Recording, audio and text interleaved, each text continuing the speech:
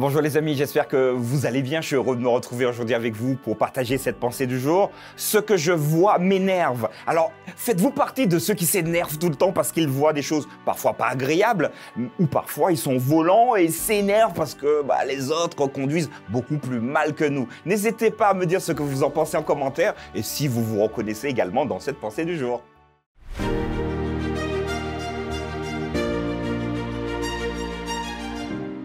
La pensée du jour se trouve dans Psaume, chapitre 37, verset 7. Garde le silence devant l'Éternel et espère en lui. Ne t'irrite pas contre celui qui réussit dans ses voies, contre l'homme qui vient à bout de ses mauvais desseins.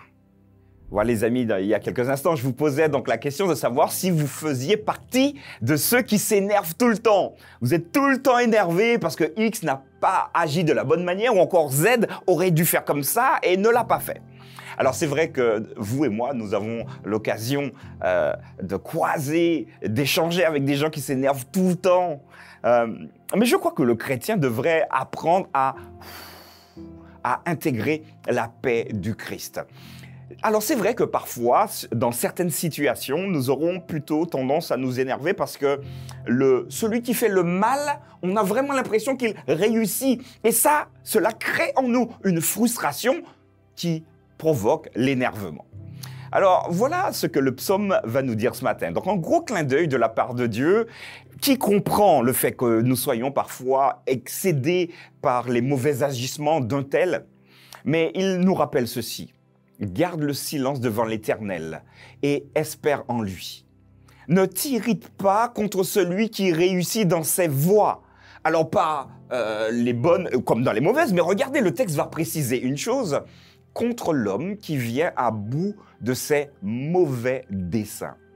Alors, d'une manière légitime et purement humaine, nous aurions tendance à nous énerver quand celui qui fait le mal réussit et parfois on en veut même à Dieu. Mais Seigneur, moi je fais tout bien, je te prie le matin, je te prie le midi et également le soir. Lui, il fait rien, il vit sa vie, il fait n'importe quoi et finalement il est prospère, il a une belle maison, il a des voitures, il n'a pas de manque.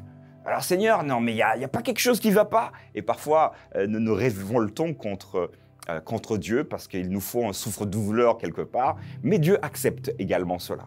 Il accepte et il nous dit, ok, j'entends le fait que tu sois énervé, j'entends le fait que tu sois frustré également et que tu veuilles peut-être exactement la même chose que le méchant.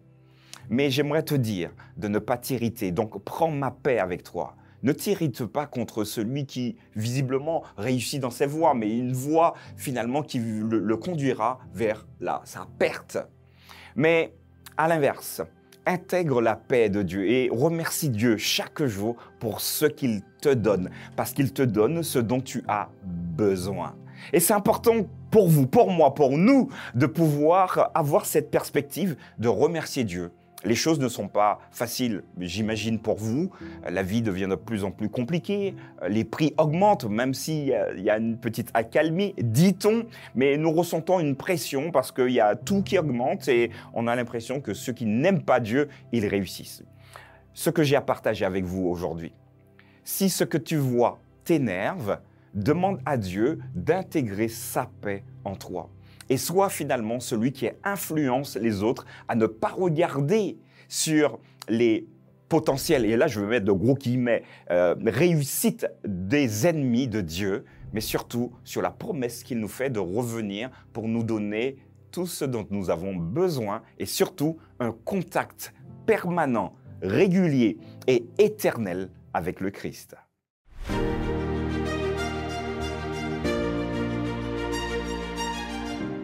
Voilà les amis, nous avons donc abordé un sujet. Alors c'est vraiment un encouragement. Je sais que parfois quand nous avons des tempéraments un peu explosifs, nous avons tendance à nous énerver. Mais là, le texte nous invite à surtout ne pas nous énerver contre celui qui suit un mauvais chemin. N'hésitez pas à partager avec vos amis, n'hésitez pas à échanger.